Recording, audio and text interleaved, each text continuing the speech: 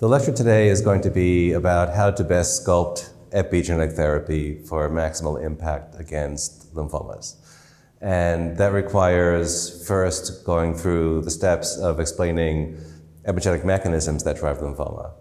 And even before that, starting from the concept that the epigenome is the container of all the instructions that encode for how every cell type behaves. And so beneath every cell type's behavior, there is some kind of pattern of epigenetic program or programs that explain how they behave in that manner. And lymphomas arise from cells in the immune system that are undergoing various transitional stages as they respond to immune stimuli.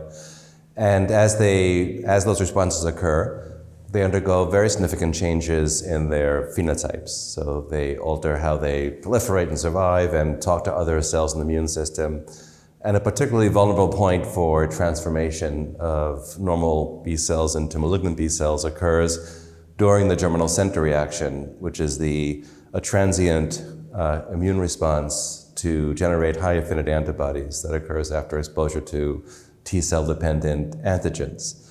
That particular compartment of cells is highly prone to transformation because they manifest already many of the hallmark behaviors of cancer cells.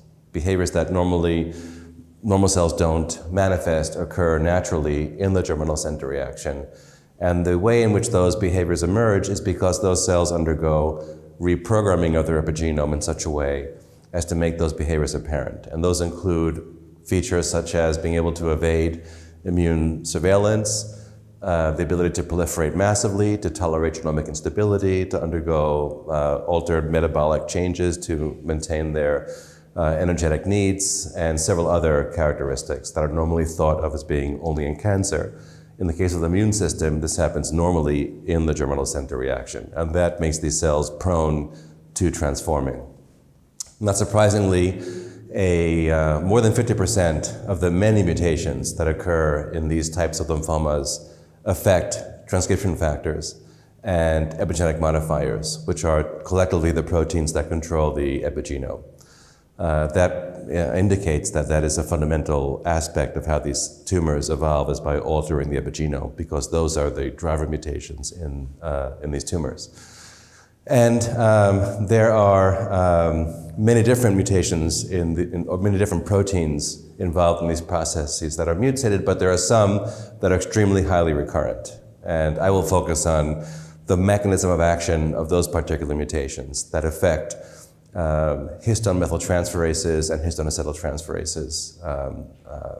The most common of those being EZH2, which is a histone methyltransferase that mediates gene promoter repression, and mutations of KMT2D and CRBP, which cause loss of function of gene enhancers when they're not active.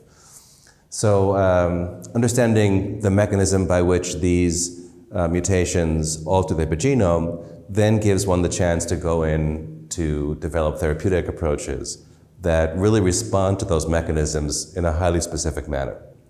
One of the problems of targeting the epigenome is that drugs that are not specific will obviously have potentially a profound impact on disrupting the epigenome at many places and many cell types where you don't want that to happen, because then cells will lose their capacity to function normally.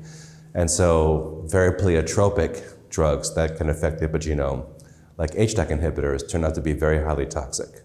But if you can get deeper into the mechanism with more precision to see what's actually wrong, then you can have the chance of bringing in compounds that will affect these particular points that will be especially vulnerable in lymphomas that depend on them, and less toxic to surrounding cells.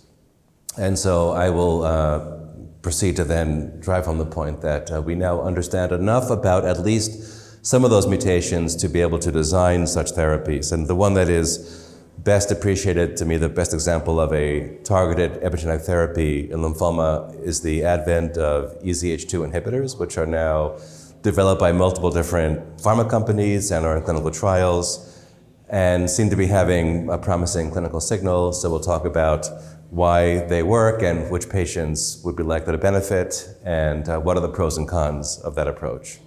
From the standpoint of the patients who have mutations in CRBP, there we know that it's one particular HDAC, HDAC3, that is really the protein that drives the aberrant epigenetic program that occurs as a consequence of CRIP mutation.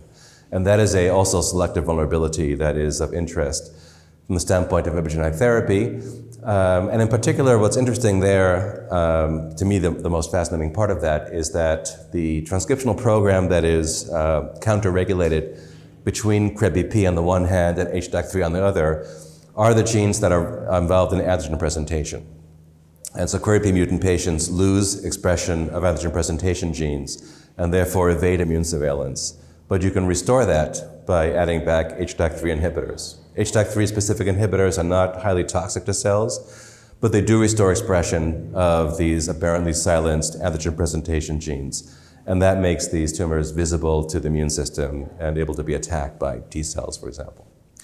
And a similar story is emerging also with EZH2, which also represses antigen presentation genes, which seems to be one of the common developing themes of mutations in epigenetic modifiers, is turning off the immune surveillance capacity of the B cell.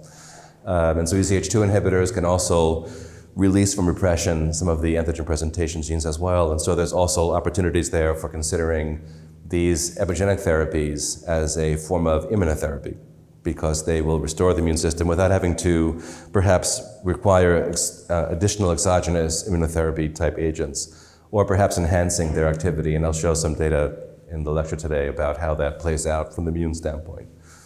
We don't really know very much about KMT2D. We know what does not work more than what does work. And there are a few other epigenetic agents on the horizon which we'll touch upon, including the PRMT5 inhibitors and sirtuin inhibitors and aspects like that that are less well developed. And one area that we'll touch upon briefly is DNA methyltransferase inhibitors, which I believe are now entering phase 3 clinical trials for diffuse large B-cell lymphoma, which also seem to have promising activity in the early stage clinical trials.